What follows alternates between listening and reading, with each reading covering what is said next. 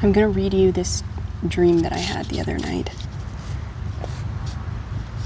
When I talk about people in dreams who I know in real life, or know of, or who there's a name attached to, I use the meaning of their name instead of the real one. In the dream, driving on a dirt road with protected dark one of 2 rocky places. We'll call him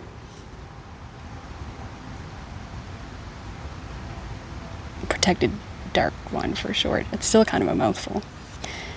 And a young nameless woman.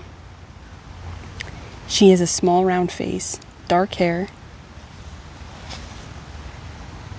and there's something very strong about her. I notice her hands, especially. Dark one is driving. Protected. Okay. Can't leave that part out. Protected dark one is driving. And we enter a very ancient redwood forest. Sequoia, to be specific. I have never seen trees so huge, not waking, not dreaming. The trunks are bigger than the vehicle. Their bark is deeply furrowed, and tilting my head back to look up, they disappear high overhead.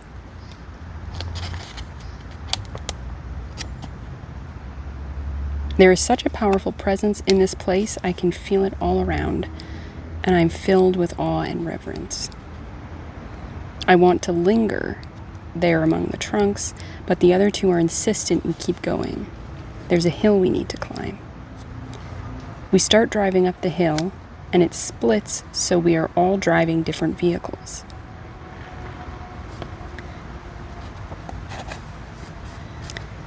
Protected dark one is ahead and reaches the top seemingly easily. I am next, and the hill becomes so steep it's almost vertical. I'm revving my engine to stop the car from rolling back, but I feel it starting to shut down from the effort. We're so close. So close. The front wheels touch the top, and I leap out of the still running car. Then it's as if I have a whole team of unseen hands all around me, and together we reach back and pull the vehicle up over the lip and onto the top of the hill. The woman comes up next, and she struggles at the top too, but we help pull her as well. She says, I shut down and had to restart everything myself twice, in a clear, even voice. I felt completely alone. You could have called us, says Protected Dark One. Could I? She asks, in a tone that says, maybe that technology exists, but she had no access or ability to use it in the moment, and his very statement is a kind of insult to her intelligence. All of that is unsaid, passes in a moment, and I feel a great respect for the strength and resourcefulness of this person. We walk along the top of the hill to a flat circular cliff top. The whole ridge is shaped like a keyhole.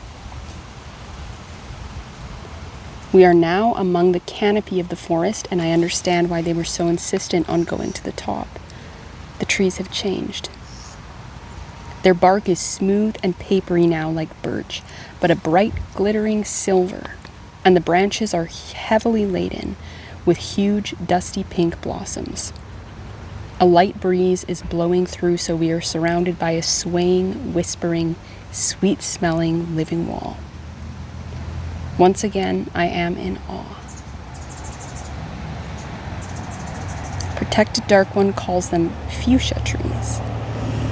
Night falls suddenly, and a quarter moon hangs in the clear black sky. Protected Dark One asks me to take a picture of him in a seated position with legs outstretched, so it looks as though he's balancing the moon on his foot. An abrupt shift.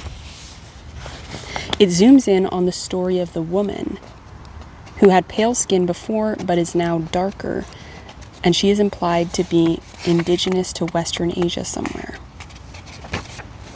Everything has slid back in time. She is part of a culture where women are not respected. She's standing speaking to her father, and she says something which elicits a slap from him. He is startled by his own action, ashamed, unable to apologize because he feels it would weaken him. She stares at him, knowing everything, and absorbs it in a moment of silent power. Then time moves forward, and the father is dead. She is walking with me through a corridor of beige walls, which twist sharply around in a series of corners in a spiraling pattern. So it's like a spiral, but with hard corners, with one large room in the center. As we walk through, there is a beautiful abstracted wave pattern in turquoise blue on the wall. She's telling me about her older brother and how after the death of their father, she taught him to transition from a craftsperson to an artist by having him build these walls and laying out the process of applying the blue paint. She specifically didn't phrase it as creative to him. She laid it out as a process, as though it was construction, but it was art. By the time he finished, he had processed his grief and went on to become a great artist. We walk through a hall of huge paintings all by him, showing different snippets of his culture, but in dreamlike, dissolving way. There are a lot of elephants. An elephant has been around a lot lately. Then we are inside a festival where live elephants are walking, and a voice says something about heraldry. Then her and I are riding in a taxi, and I have the remote view, so I'm looking from above at a map of the city, and this has become a reoccurring. This is 3 in a row now, where I'm remote viewing a map of the city. And I'm seeing the route ahead of time where we're going.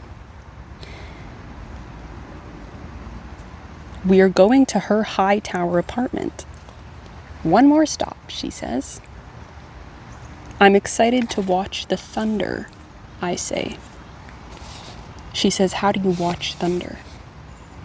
I have a flash of a vision of a dark, heaving sky full of an electric, static, multicolored network of lines, mostly in shades of pink, blue, and purple. And this is something that I don't see it quite as vividly as in the dream, but I see it, well, pretty... That is a real thing that exists when you have a certain layer of sight in waking life.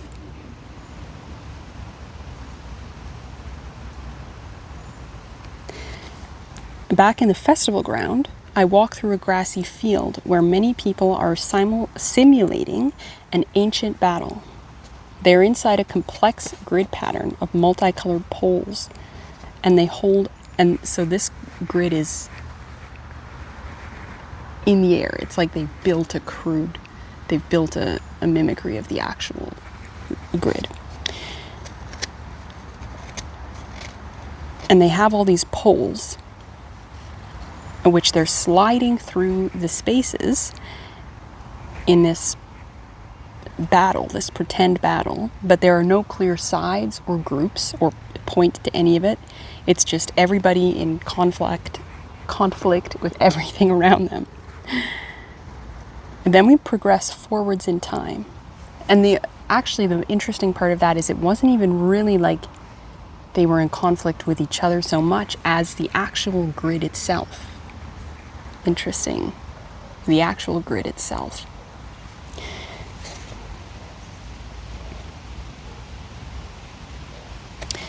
So we progress forwards in time following this daughter Now, through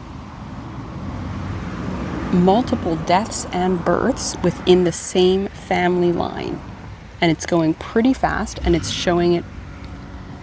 There's this continuity of it's her through different lifetimes, but staying within this family line, this genetic line, until she arrives at a very young girl with a huge mass of black curls, and she is a dancer.